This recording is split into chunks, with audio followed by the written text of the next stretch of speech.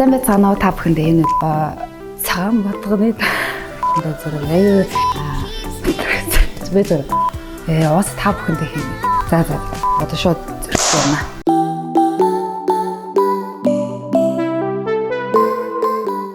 Сайн байцгаана уу та бүхэндээ энэ өдрийн мэдээг хүргэе. За мөн өнөөдөр та нартай зориулаад цагаан батгыг хэрхэн яаж эмчлэх талаар зөвлөгөө өгөх болно. За ингээд энийг хасч байна. За нэгдүгээрт цагаан батга яагаад гардаг вэ гэхээр арьс маш их хуурайшаад ямар ч чийггүй болсон үед цагаан батга маш ихээр гардаг. За ихэвчлэн та нар анзаарсан бол нүрэ будаагүй толон тарахаар цагаан батга нэг мэддэхгүй идээтэй биш хэрнээ нэг юм жижигхэн бэрсэг цагаан батгууд байдаг. Ялангуяа крем пудр нүрэ будсны дараа илүү одоо тодорч харагддаг. Тэгэхээр энийг яаж эмчлэх вэ гэхээр эхлээд түрүүний хэлснээр арьсаа маш сайн чигшүүлэх хэрэгтэй байгаа. За миний хувьд болохоор би ийм сальтитикэн маскуудыг аягүй хэрэглэх дуртай. Япон, Солонгос ямар ч одоо улс орны маскууд байж болно. Эсвэл ийм шавар маск бас байж болдог байгаа. Энэ болохоор миний хэрэглэдэг шавар маск байна. Арьсанд илүү сайн чиг өгдөг гэсэн үг.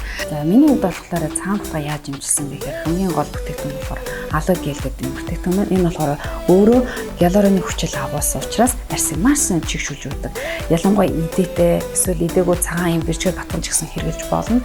Тэгээ энийг яаж хэрэглэхээр өглөө орой нүрэ угаасны дараа ноот чихтэй хахад нь алоэ гелээ түрхдэг байгаа. Яагаад гэж юм бэ? Тэрний илүү чиг өгнө. Хэрэг нүрэ угаачаад хуурай хотол нь арьсныхаа дараа түрхвэл арьсыг жоохон хуурайшуулна гэсэн. Туслаг арьстай хүмүүс болохоор нүрийнхээ одоо чигийг сайн ингээд усын сайн арьсныхаа дараа алоэ гелээ түрхвэл одоо тосны чинь балансыг тэнцвэржүүлж өгөөд тослогийн хэмжээг нь багасгаж өгнө гэсэн. За дараагийн миний хэрэглэдэг хамгийн дуртай маск юу гэхээр далайн замгийн маск байгаа. Харахад яг ийм шиг боловч энэ болохоор яг байгалийн далайн замгийг ийм одоо үйлдвэрийн аргаар ийм шахмал болгоцсон ийм бүтээгдэхүүн байгаа. Энийг хав халуусанд хийж дэвтээгээд 30 минут дэвтэнгүүд аяанда энэ маань өөрөө 2 дахин хөөгөө томорчдөг байгаа. За тэнгүүд дэвтээсэн усын уун хүмүүс гайхаад байдаг уусныхаа дараа энэ далайн замган дээрээ сарнаанд гэдэг бүтээгдэхүүнээс 2-3 туслыг хийж агаад тэгээ хооронд нь ойлоод нүрэндээ маск тавьчихдаг байна. Тэгэхээр 30 минут дэвтэн 30 минут нүрэндээ маск тавина гэсэн. За тэгээд энэний нэг онцлог юу гэхээр охид сүжүүд маань мэдж байгаа хаа одоо ингээд заримдаа ингээд нүрэ бодохоор ингээд хоструудад ингээд арьс ингээд хоцрогдчихдаг шүү дээ ингээд хуурайшаад.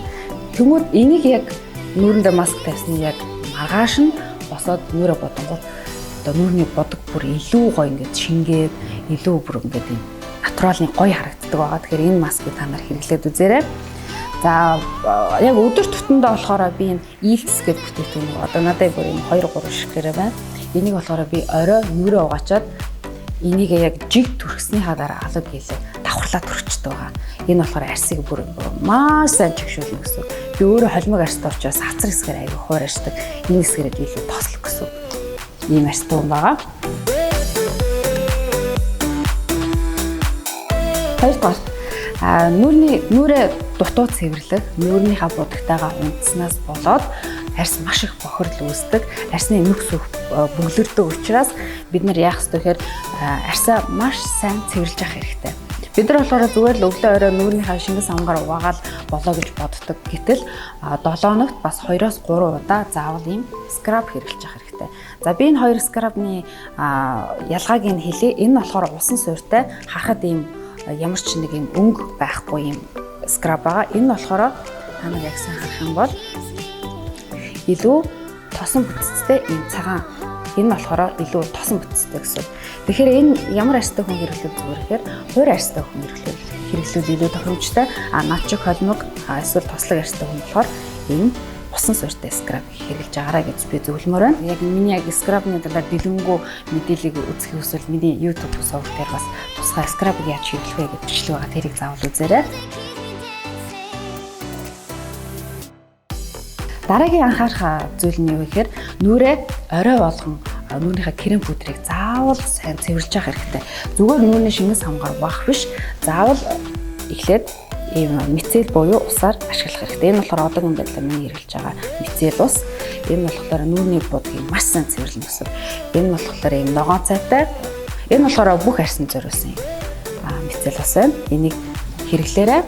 Будгаа арилгачаад дараа нь би заавал юм шингэн сав хэрэгэлдэг байгаа. Шингэн саваа гарн дээр сайн хөөсрүүлж байгаа. Энэ болохоор өөрөө хөөс бөм учраас илүү хамар. Тэгээд танаас яг сайн анзаарах юм бол Япончууд болохоор ийм хөөсийг илүү их ашигладаг. За би хамт үзүүлээ. Бид нар болохоор шингэн сав гарн дээр хөөсрүүлэх гэдэг шүү дээ. Энэ болохоор хөөс учраас бохирлыг бүрэнний арьсан дээр бохирлыг илүү сайн цэвэрлэнэ гэсэн. За 3 дугаарт шингэн юм сайн ууж ах хэрэгтэй. Бид нар ундаа кофе уугаад шингэнэ нөхч ингэж андуураад байдаг. Эсвэл цай ч юм уу. Гэтэл яг цэвэр усаар нь уужиж бид нар өдөр тутмынхаа шингэнэ дотроос нь сайн нөхөн. Тэгснээрээ бидний арьс илүү толгор тэгээ бас цагаан батханаас сэргийлнэ гэсэн.